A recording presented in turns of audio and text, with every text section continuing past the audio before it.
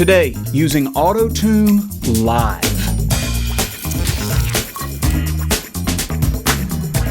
I've been a part of the live industry for many, many years, the better part of 30 years. And I've been told that you never use autotune live. There's too many inherent problems.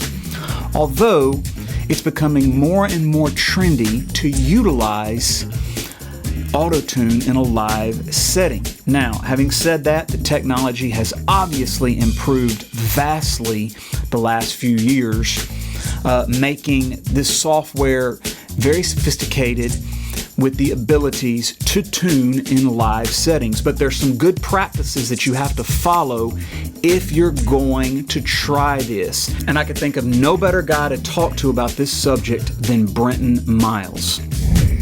Hey, what's going on?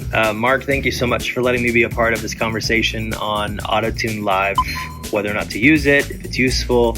My preference, for those of you who don't know who I am, my name is Brenton Miles. I'm a production manager and front of house engineer, also a mix engineer in the studio. I work with Cody Carnes, Kari Jobe, The Belonging Co., and a bunch of our friends as well who tour. And I kind of spend half of my time on the road and half of my time in the studio engineering and mixing. And so autotune live, it's definitely a variable that can get complicated. It's obviously introducing something into the mix that could cause the wrong key, a distraction, latency, a plugin that could fall apart and not work, whatever. There's variables with anything in technology that can be introduced, and it can be a really great thing or a really terrible thing. With autotune, I've had both experiences. A really great thing, really terrible thing. I think it all comes down to how you're using it and why you're using it.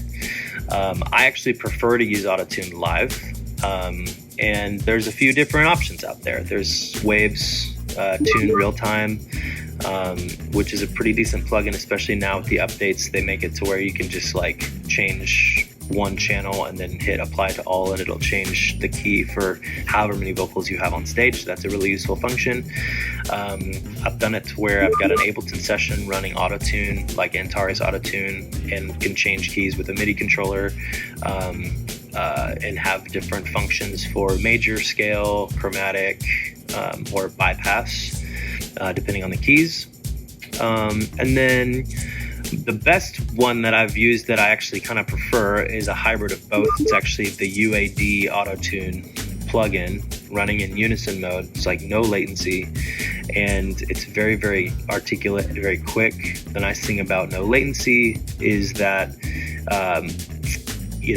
autotune works a little bit stronger with no latency. Obviously, when you have latency, there's stuff happening on stage versus what happens when it comes out of the PA.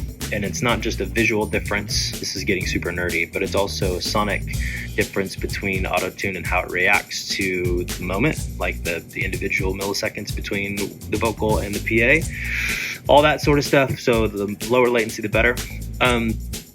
But with anything live, variables can create different issues. So the reason that I use autotune live, the reason that I was kind of trained to do that, especially at The Belonging, is when we set out and started doing songs and putting out records, we never really intended to just do an album. We just captured church. And if there was a moment that took place that we wanted to release, we would take it from a night in church. And so we would treat it all the same. So we were using autotune live at front of house, and the reason is because when you've got a bunch of crowd mics picking up what's happening through the PA, at live stream or in recording, when you're playing back, if you have the source that's tuned but the crowd mics and the PA aren't tuned, then you'll get this weird verby phasey thing that happens with the vocal. And it sounds really awkward, really weird, and the louder you push the crowd mics, the more energy you get in the mix, but then the vocals sound super weird, so you have to pull it back down. But when you have a tuned vocal through front of house and a tuned vocal live, then the louder you push either or, the better it gets. Like anything though with tune, it can freak out and do crazy things. You can be in the wrong key accidentally, or it will just pick a random note because of the information that it's given. And a lot of it comes down to your vocalist knowing how to use their microphone. If you have a singer really close to their capsule singing, then it's going to be a lot less likely to fail autotune. But if you have a singer that sings really soft and then they pull their mic out really far, it's introducing a lot of other artifacts into that microphone. So it could be PA, feedback, it could be drums, it could be guitar amps, whatever it is that are coming back into that microphone that's not just the vocal, and Tune's trying to figure out what to fix. And so it'll just randomly fix something that's not what they're singing, and it can go crazy.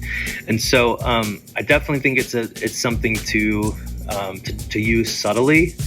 We try to match the settings for front of house and live stream with autotune to where it's the same algorithm. So if we're both using waves or we're both using Antares or whatever, that we try to use the same settings for both as much as possible.